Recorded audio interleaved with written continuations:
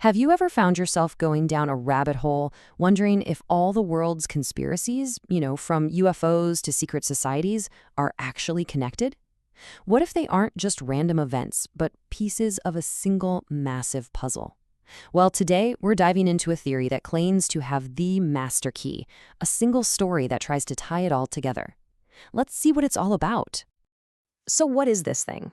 At its core, it suggests that the reality we experience every day, the news we watch, the history we learn, even the physical world around us, is a carefully crafted illusion. The theory claims it's all one huge, interconnected system of control. It's a pretty wild mind, so let's jump right in. To really get our heads around this, we're going to break it down into 5 key parts. First, we'll look at the very nature of our reality, then the so-called architects of control. After that, we'll touch on suppressed technologies, re-examine some major historical events, and finally, get to what the theory says is the ultimate solution, an inner revolution. All right, first up, the theory kicks off by challenging our most basic belief, that the world we see and touch is real. It starts with a huge question. What if it's all just an incredibly convincing illusion? The basis for this whole idea comes from a very old concept called the Demiurge. Now, in ancient Gnostic beliefs, the Demiurge wasn't the one true God. Instead, it was this lesser, kind of flawed being that created our physical universe. And in doing so, it basically trapped our true spiritual consciousness inside this material world. And what's really fascinating is how this ancient Gnostic view lines up almost perfectly with modern simulation theory. I mean, think about it. Whether you call it a false god or a super advanced computer program, the fundamental idea is the same. Our reality is an artificial construct, and the only way out is to see beyond the code. Okay, so if our reality is some kind of illusion, the next obvious question is, who's running the simulation? And that brings us to the next layer of the theory, the architects of control. According to this theory, there is a hidden power structure, what the source material here calls the deep state, that's been manipulating everything from behind the scenes, shaping global events, and even our own consciousness. So how is this control supposedly maintained? Well, the theory points to a whole toolkit of methods. Things like keeping us in a constant state of fear, controlling the narrative through mass media and entertainment, and of course, mass surveillance to watch our every move. The idea is that these are all just tools to keep us distracted, divided, and totally unaware. Moving on to part 3. The theory doesn't just say they're controlling the present, it claims they're also hiding the future from us, specifically by suppressing incredible technologies and some pretty profound truths about who we are and where we fit in the universe. And a massive piece of this is, you guessed it, the UFO phenomenon. The theory connects the dots here. From that huge spike in sightings right after World War II, through the legendary Roswell incident, all the way up to the Pentagon officially releasing its own footage.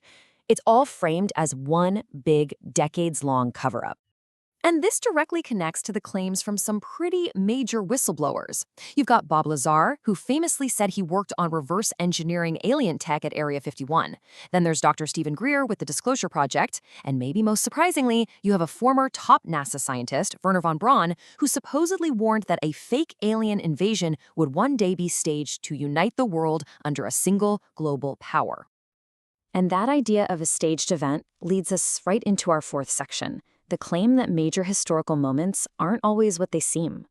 The theory suggests that many of them are actually manufactured crises, or false flags, created to push a hidden agenda. A prime example the theory always brings up is 9/11.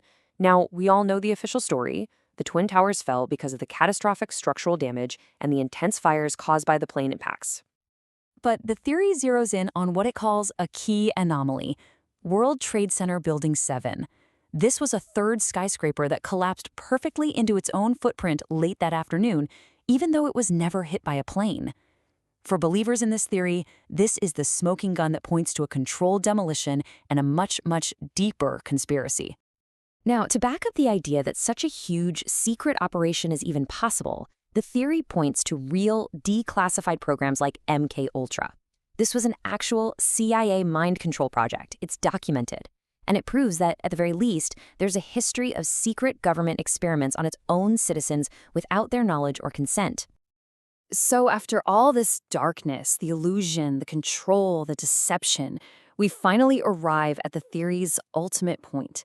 It claims that the final conspiracy, and more importantly, the solution, isn't out there.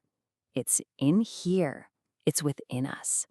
The theory often quotes biologists like Dr. Bruce Lipton, arguing that our beliefs don't just shape our perspective, they literally shape our physical reality.